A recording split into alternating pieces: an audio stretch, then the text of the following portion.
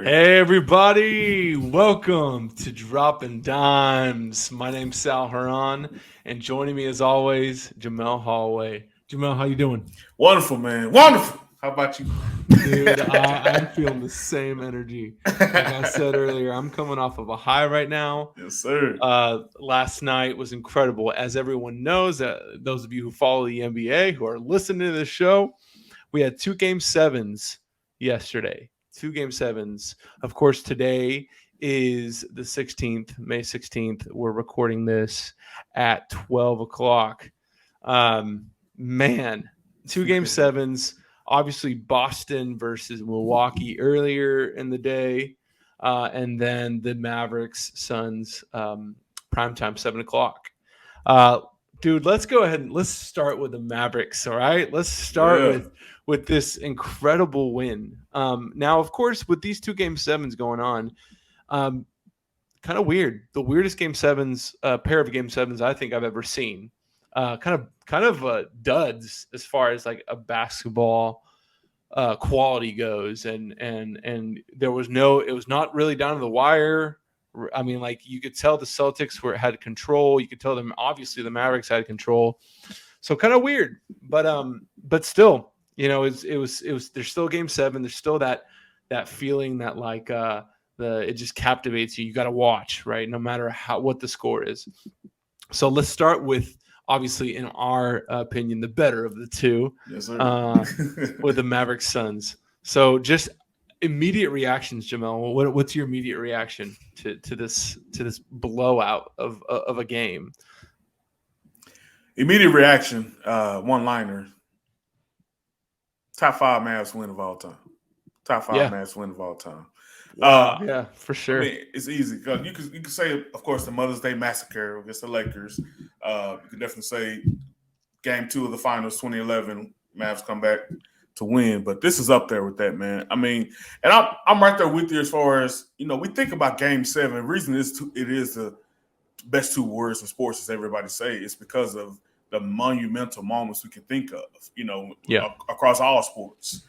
Mm-hmm. But there are times where there are significant blowouts, bro. I mean, there are times where the home team shows why they had that home court advantage. I think about Mavs, Houston Rockets one year, Jason Terry and Dirk going against Tracy McGrady and Yao. That was a monumental blowout after going back and forth the entirety of the series. Mm-hmm. But the Mavs, I think blowed them out like 30 or 40 points. I mean, Darryl Armstrong getting a big time breakaway block. Those type of moments I think about when it comes to Game 7s, man. It's sometimes to be that home team getting a monumental blowout, bro. But you rarely, I can't think of one time that a road team goes in on a Game 7 and puts a shellacking on a team like this. Yeah. Uh-huh. I mean, this is crazy.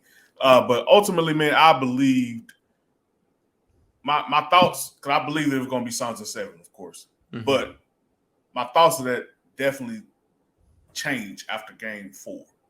After Game 4, I saw the way the Mavericks shifted defensively, and I was like, man, if Chris Paul don't do what he does in normal 4 quarters or whatever, what he did in Game 2, there's no way that they're going to be able to match with the Mavs going forward. Like I begin to believe that. So Game 5 to me, I believe the Mavs dropped the ball.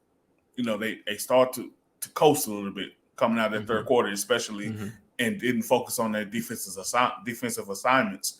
So I knew I had a good feeling, I should say, that if they focus on defensive assignments, do not turn the ball over, Luka focus on driving dish, getting those 2 feet in the paint, as well as Dinwiddie and Brunson, it was going to be a tough matchup going forward for Phoenix.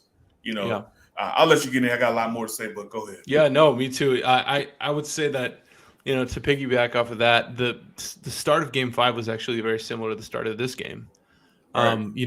Coming off the gate, just hot. Luka was just you still had that, like, he had that killer mentality, and you can tell right away. And then kind of didn't he got stuck in the mud a little bit in Game 5. The whole team did, right? And then the ball wasn't moving, and then of course, turns out Booker was able to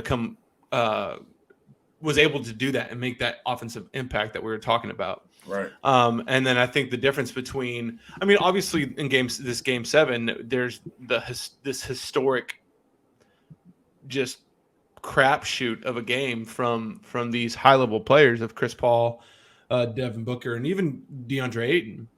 For at one point they were 0 of 11 or something like that. Crazy. And it was like second quarter, and so of course that has a lot to do with it.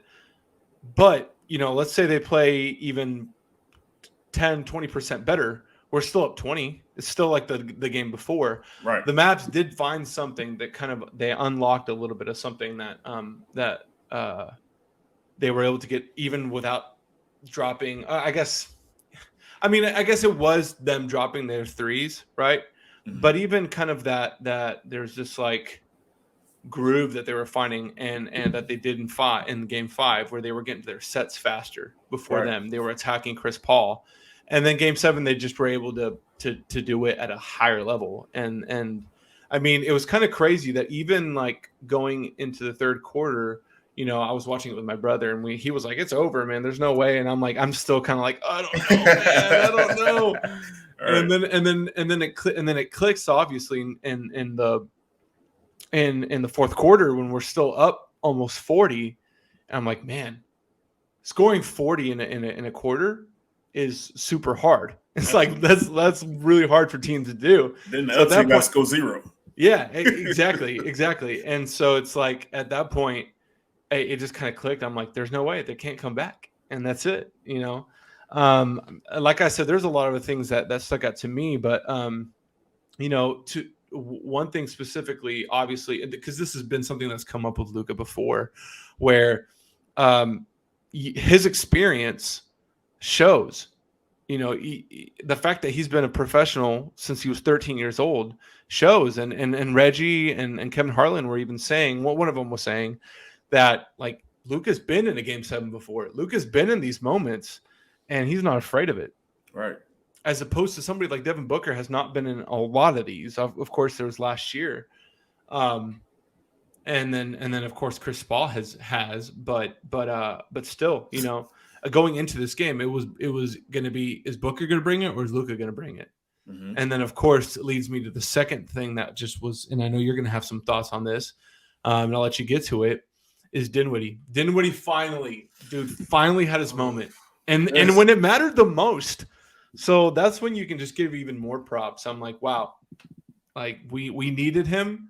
We needed something to happen like this. And of course, in a game 7, he comes through. And as much as like, I was like, there were a couple of possessions where he like just held it till the end of the shot clock. And I was like, what are you doing? But then he'd make a play and then he'd make a shot. You're like, okay, whatever. Fine. Let him cook then, I guess. Right. So, yeah. Well, that's tell me more. Tell me more. Bro, that's spot on. I mean, I said I will admit, a couple episodes ago, I called out Spencer Dinwiddie, wondering if pressure was the thing that gets to him. Yeah. I don't think so, man. I think this dude, it's the flow of the game for him sometimes. I think sometimes he just gets involved too much with the flow of the game. I can't put my finger on it. I don't care what it is, honestly. All I know is he found it. That's all that matters. And he played big, man. It's incredible. For that type of moment, for him to step up in it. And yeah, I'm right there with you with the clock going down. What are we doing? Why are we, drain the clock down if we don't have to? Let's get the flow of offense going. But it just another credit. And I say this every episode, seems like the Jason Kidd in this coaching staff, because like you said, they found something like on both ends of the court. They found something offensively. I don't know if you saw what they kept doing. They're doing like this staggered pick almost, that whatever matchup they want, they wouldn't do it even directly with a direct screen. They would do it like kind of like a motion screen where like they setting like 2 picks at once. Right. To the point they would have Luka on Chris Paul every time, or Ayton. Whoever they wanted, they can find it. And they'll let Spence and Brunson and Luka just go one-on-one the entire time. And ain't nothing you can do about it, because I was amazing. My wife was involved with sports now. I love it. But she was sitting there watching. I kept pausing and rewinding. It's like, look, it's impossible to stop the Mavs if they make shots. because the very moment Phoenix said, F it, we finna double Luka. He makes the right play every time, bro. He does. He It's makes impressive. the right play every time. It's crazy. Like he knows if I pass this guy can rotate, and there's gonna be a wide open corner shot. So he gets that hockey assist. Where I say Russell Westbrook will never know nothing about the hockey assist. He knows, and I think even Reggie said it last night. Credit to Luka for the hockey assist. He's gonna make the right play, and it's impossible if Dimwit, Bullock, Finney-Smith, Maxey, Brunson. If guys are hitting shots, this Mavs team cannot be stopped, bro. Yeah, and I'm telling you, it's eerily similar. And I don't know if you watch this Knuckleheads podcast with Darius Miles and Quentin Richardson. Yeah. But they had Jason Terry on recently. I'll send it to you, bro. It's pretty fascinating. Okay, cool. They had Jason Terry on, and he mentioned Rick Carlisle maybe once. But but he credits Jason Kidd so much for the influence he had during that playoff run. And it's just so crazy how eerily similar this team is. Just surrounding your superstar with great guys that come to play every night. First of all, they have the mentality every night. But they're 3-and-D guys, a lot of them are. Then you have a couple playmakers, So it's so crazy how eerily similar it is. But the tough mindset on the defensive end, the collective mindset on the defensive end, because Dirk wasn't a great defender, Luka's not a great defender, but you got guys around him where he can just give you a couple seconds, give you enough defense where we can be a great defensive team. So it's very eerily similar. I think the stamp of both teams is Jason Kidd, and I can't give him enough credit, man. This thing is. I know we're gonna get into the next series in a moment, but it gets me hyped up just to see what this team can do. Because when all push comes to shove, we got the best player on the court, no matter what. Yeah, no, definitely. I love, obviously, I'm a nostalgic person, and I love to lean into those like comparisons. And I think this is a fair one because that Mavericks team in 2011. Everyone still talks about their the defense that they played. Right. And that obviously, like you had the greatness of Dirk having to bring it in the offensive end, and we don't get through that Oklahoma Thunder series in the Western Conference Finals without that offense. But you could not deny the impact that players like Tyson Chandler and Jason Kidd, honestly, and Deshaun Stevenson and all those guys that were just locked down defenders, and we're not going to give you any less than 110% on the defensive end, right? Absolutely. And so seeing this team, the comparison, I even want to compare the greatest offensive, efficiency that we had 2 years ago, to this team. Was it 2 years ago? 2019. 2019. To this team that was not that on offense, but bought into this defensive grit that Jason Kidd, credit to him, that they have bought into everything that he has to say about it. And, it was cool to hear. I don't know if you did you hear that, like the Inside the Tracks before this, I think the start of this one, when he's like, trap. Bro. And I'm like, that was the moment my wife came in the room because she heard it on the audio. Like, what is that? I like, this is the most amazing coaching I've seen. That's what it is. Go ahead. And you gotta wonder too if it's like, obviously J Kid has like learned a lot up to now, right?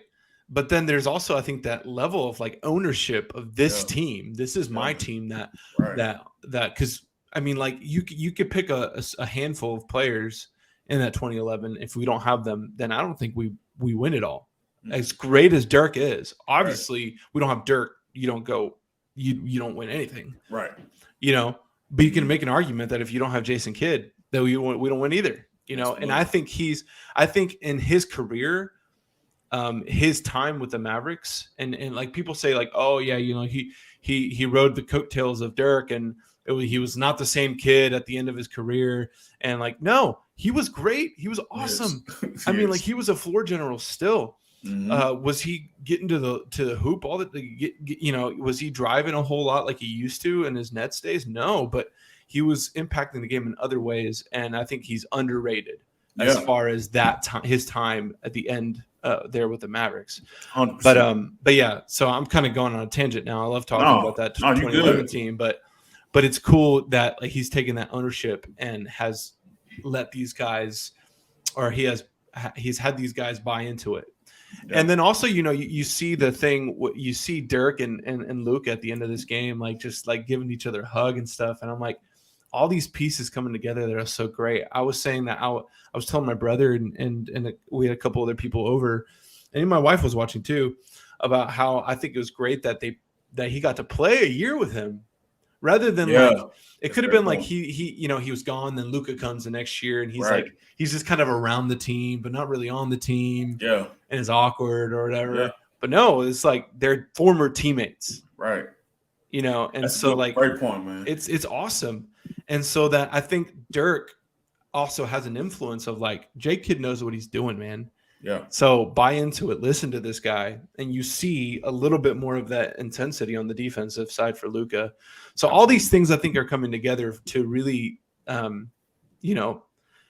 coming down to this game 7, and like you said, having this top 5 win ever, I think, against the team that was the best team this year. Yes, and I think a lot can be said about that. I just want to make a quick point on what you said about the the Dirk Luka transition. Mm-hmm. I mean, that's kind of like, I don't know how far you go back with NFL and with football, just the 49ers back in the day, but back when Joe Montana got let go, but Steve Young was on the team. He was his backup at that time. That's a great example I can think of. Mm-hmm. It's different. So like for a team for another player, you got this legendary guy, and then they go sign a guy after he retires or after he's off the team. That pressure of having to live up to it, but that transition of, we know this guy, we trust him. He got to learn the culture, he got to learn the expectations and all this stuff. Because I think if Luka may not have been here and come back, I mean, Luka was probably going to be Luka regardless. But I'm saying, would we have ingratiated, Luka as fast if we didn't see that year of him paying reverence, to Dirk the entire year, the entire season, with Luka being embraced as much by Dallas, by the time he become as great as he was, we would, of course. But I'm saying, I think it's just a great point by you, and just seeing that relationship happen, going to my next point of something had to change after this last season. Yeah. We had the gregarious guy, whatever he is. We had the Dunny stuff going on, Cuban. Yeah. Then Rick and Luka relationship, of course, with Porzingis relationship as well. Something had to change. So credit to the Mavs for bringing all those 2011 guys back around. Yes. In particular. And that was criticized too. It was. It definitely was. I can't lie. I was like, what's going on? Too. I wasn't full off on it. Like I wasn't fully like it's not gonna work. But I was just curious, like, what's the point? But now I see. Because Jason Kidd has everything he's saying has been echoed on every level. Whether it's in the front office with Dirk, you got JJ coming around, you got Tyson Chandler, Matrix. You got all these people who can say, look, J Kidd, if you listen to him, or Dirk, Luka, this is what you could do. I heard so many times this year we hear Luka and Dirk went out to dinner and stuff like that. So their relationship, you could tell it's an authentic relationship at this point, if it wasn't before. But I'm just saying, it's a great thing, great atmosphere. And the thing about the Mavs, my last point on that, is this is a culture. This is something that's been built since Mark Cuban took over the team. It's a family. Like this MFFL, it really means something. I know you can attest to it. For sure. Every player who comes here, which we've had a lot of players. It seems like every role player ever in the NBA has played for the Mavs at some point. But I know you've seen the I guess it's the 75th anniversary floor. I don't know what it is, but we got a floor. Yeah, it's cool with all the names and all stuff. The names. Yeah. That's awesome. And I'm saying everyone who's ever played here, besides Lamar Odom and Rondo, can say that this is a family. This is a family here, and I just love that. And this further exemplifies that what they did this year, bringing all those guys back. 100%, man. That's awesome. Yeah, that's a great way to wrap that. That's I couldn't say it better. Really, and it's cool. It's cool to see, it's cool to beat some of those return or those former players like Jay Crowder. I mean, like Ooh, he turned to a villain, man. Special, right? Yeah, I used to love Jay Crowder. He turned to a villain. Yeah, exactly. Salute to him, though. I loved that that grit that we had and that kind of rivalry feeling against these guys, and it was a great series. So yeah, go ahead, go. My bad, bro. Just one more point. I thought about this earlier. I did want to ask you about it. So love Rick Carlisle. Shout out to him. Speaking of Jay Crowder, Rick Carlisle is amazing with developing like guys you never thought would be anything, like late second round guys, free agents, all this stuff, undrafted free agents. And I think he works excellent with a veteran team, like he did with the 2011 team, what he did with the Pacers, the Pistons back in the day. I think he's excellent with that. Yeah. But we did need to change, For sure. I think J Kidd works well specifically with superstars. Rick Carlisle worked very well with underrated guys, underdogs.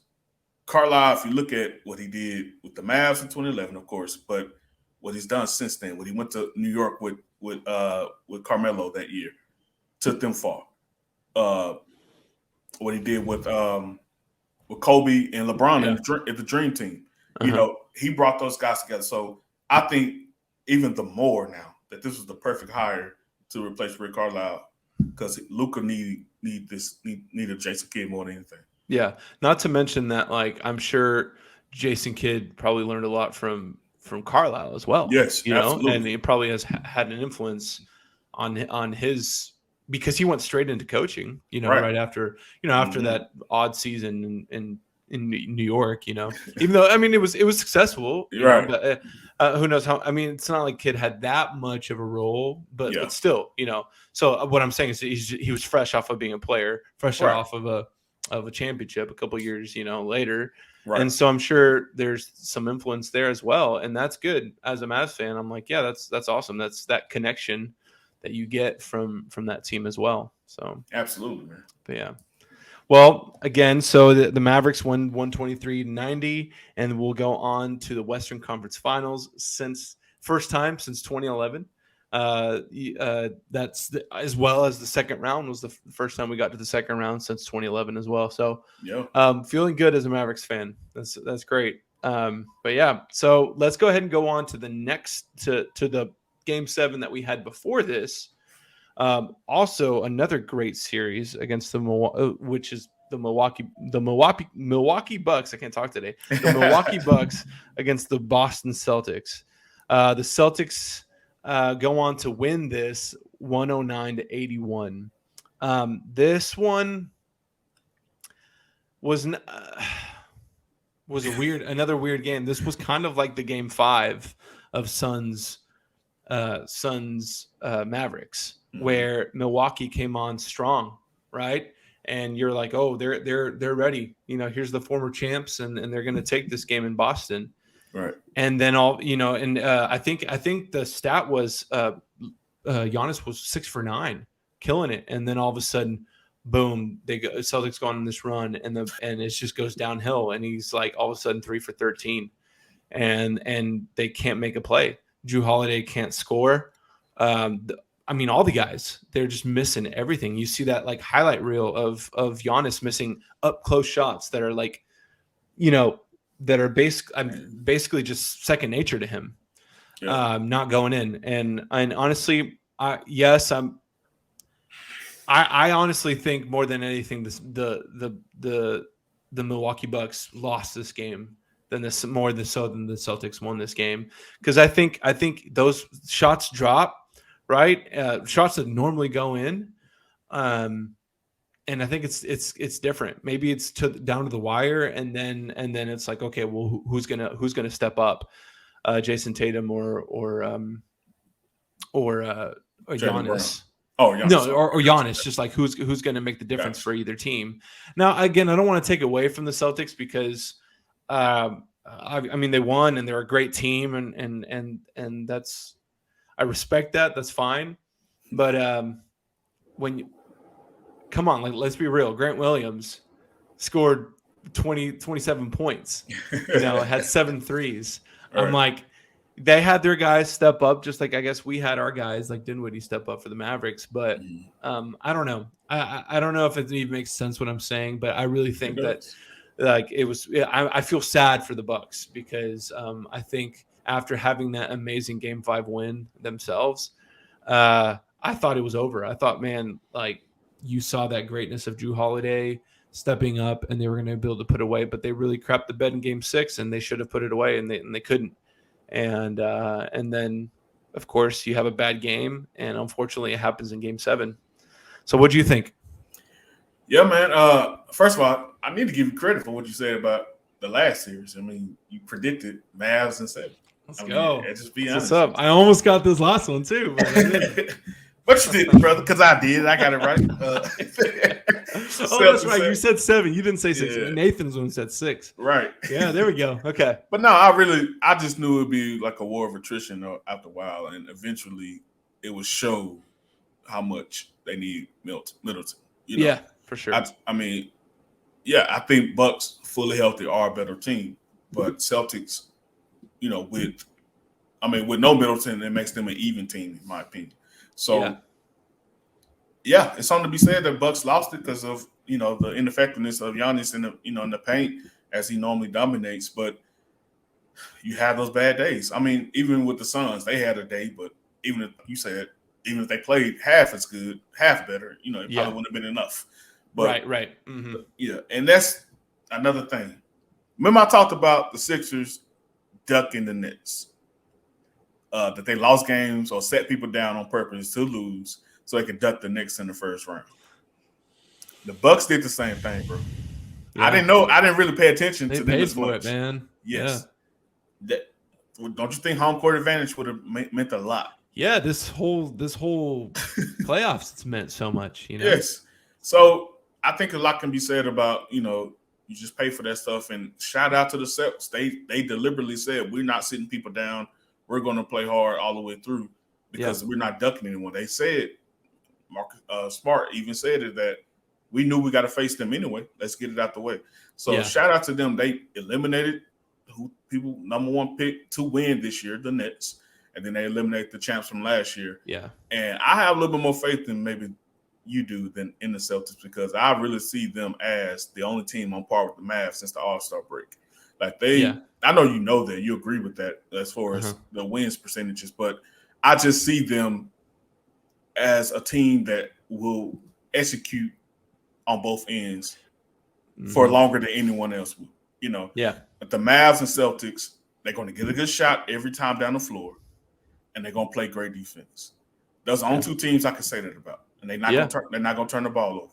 So best 2 teams going into this playoffs. Exactly. So it's something to be said about that both these teams flipped the switch after their trades. I'm not saying the Celtics got as good of a player as we did with Dinwiddie, but it's just a switch flip. They got healthy and they had a nice trade that maybe just revitalized or refocused. I don't know what it was. But either way, then both of these first year head coaches, I guess I'm the coach guy on this podcast. I'm gonna shout out coaches. Shout out to Kyrie Irving saying we don't need a coach, but I'm gonna shout out the coaches because Emi Udoka and Jason Kidd got similar moxie about them. Yeah, they gonna have these guys ready. So I got faith in them. Former players. There you go. Yeah. So I just really like these teams. I like the Celtics. So sad for the Bucks, I would like to have seen them go on. Even though I picked Celtics in 7, I still would like to see the Bucks go on. I like Giannis. Yeah. But it just is what it is. Yeah, I mean, like, what was that? What podcast was I listening to? I think it was KOC, Kevin O'Connor, I think with Bill Simmons, maybe. I can't remember who he was talking to. No, it was someone else. I can't remember who he was talking to. Maybe Chris Mannix. But they were talking about, this like hoping for the next rivalry of 2 players. And they were dreaming about it being like Luka and Giannis and saying that, which I haven't heard a lot of talk of that, but it was cool to think about because we haven't had like a Bird Magic kind of feel, I don't think ever since. I mean, like Jordan never had his like that kind of counterpart. Really, he had all these guys trying to just tear him down, and trying to beat him, try to get over the hump. You get, the same with LeBron. Hasn't really been much of a counterpart besides maybe Steph Curry, but. I knew you were gonna do it. I knew you was but gonna it's do not, it. You couldn't help yourself. You gonna do it. I mean, come on, dude. Like, it's levels to this. He's great. He's great, right? But I'm not saying all time. I'm not saying that he's that. I'm saying I'm saying that's not necessarily that wasn't necessarily. It's maybe the closest we've gotten. Yeah. Or even like you think about like what we never did get was the Kobe LeBron, and that never happened. So, anyways, I would let you make it if you would have said KD and LeBron, but I know why you didn't, because KD, it wasn't his team. Yeah. If KD would have stayed in OKC, then we could have said that. But yeah, but you're definitely right, and I say that a lot because it's. I mean, I was gonna mess with you you say Magic Bird because Luka was white. It's white, but I'm just playing with you. But anyway, but no, you 100% right. I know the NBA wants this. Like I'm someone who thinks the NBA has a plan and maybe rigged at times. Mm-hmm. So I think they had the best of all worlds with this final 8 that we had. They had either a young superstar is going to take his team to a high height, or they can continue storylines with a team like Golden State.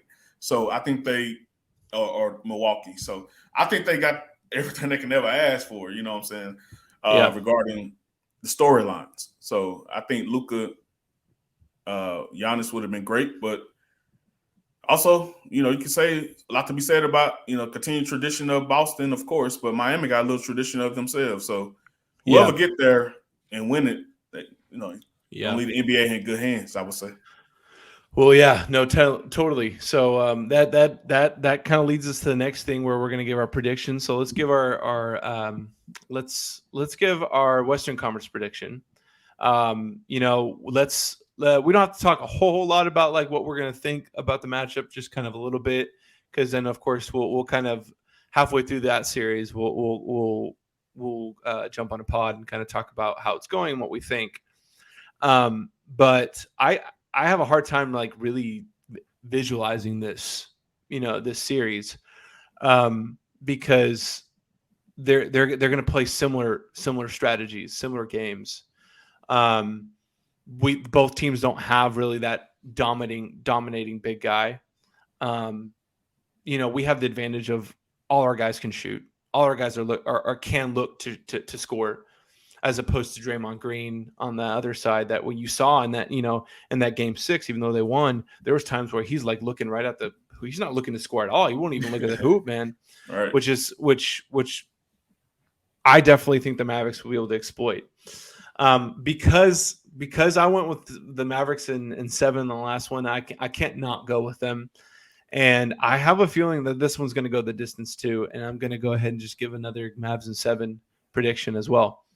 I think we have to respect the Warriors a little bit and their experience and how they've got, what they've done to get to this point.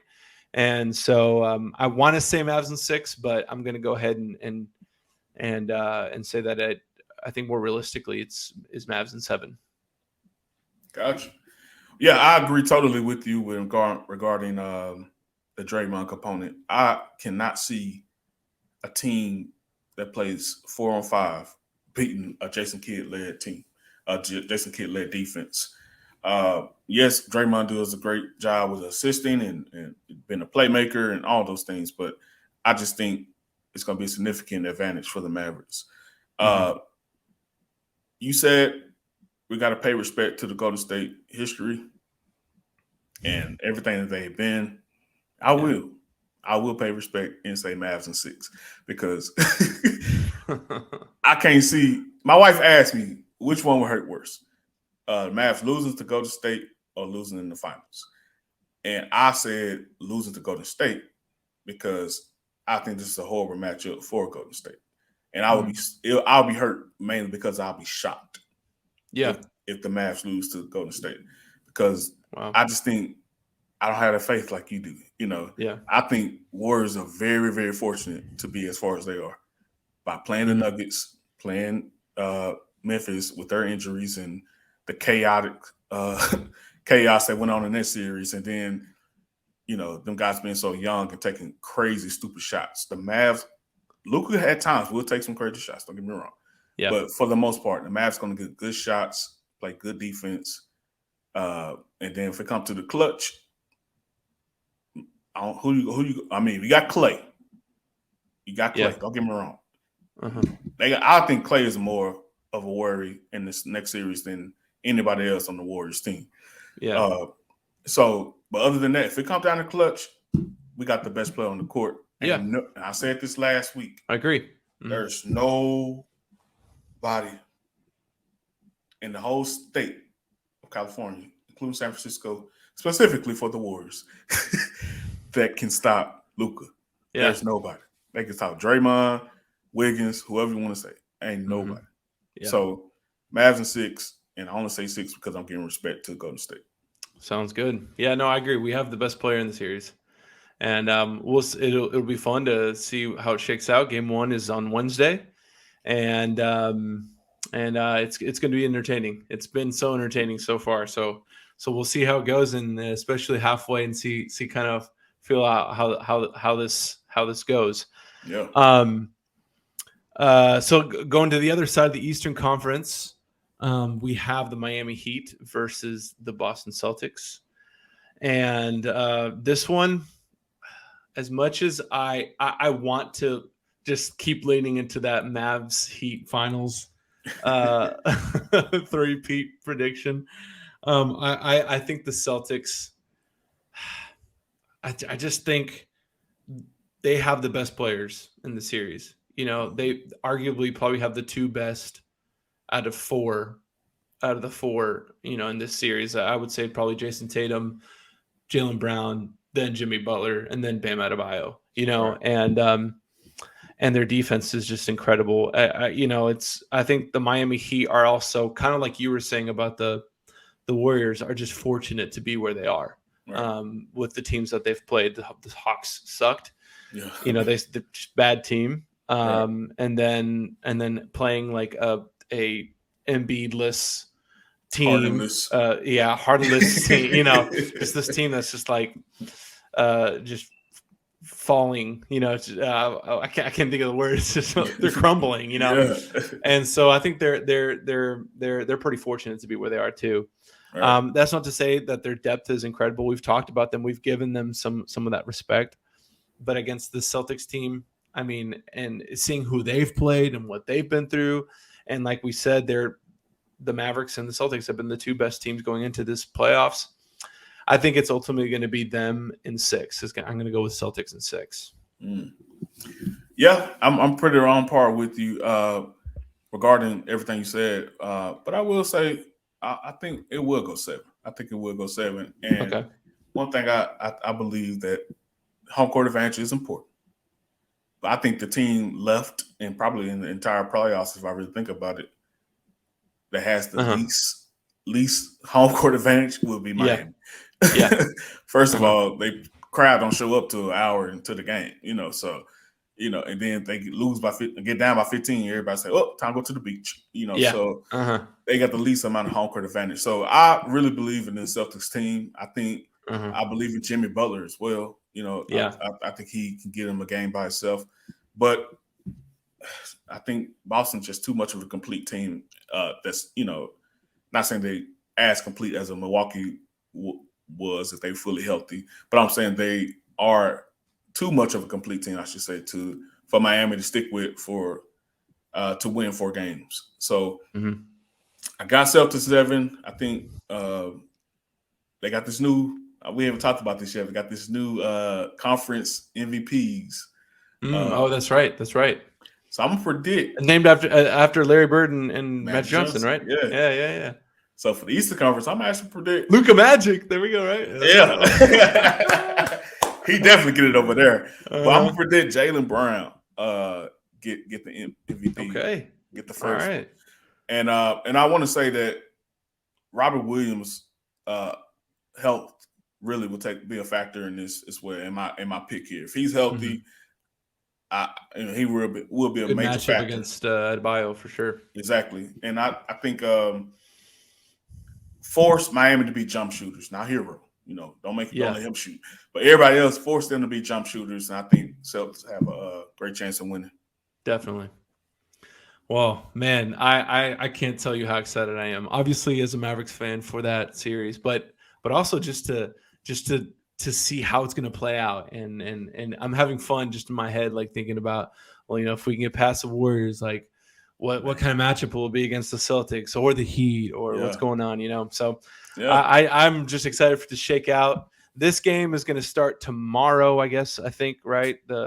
Tuesday. Yeah. Tuesday will be the Celtics Heat, and dude, I'm seriously, I really am just as excited to watch the series. I will not be just as, but close. Yeah, it's good basketball, man. Really, really good basketball, and like I said before, these game sevens were not as great as far as just being like down to the wire kind of game seven that you picture. Right. But the series as a whole, both series have been really interesting and really great. Absolutely. And I'm excited to see how it goes. Yeah, me too. But yeah, man. Do you have any last thoughts on any of this? My only last thought is, regardless of how this series goes between the Mavs and Golden State, let that settle our debate regarding Steph, not career, but at least how we view him in the playoff moments.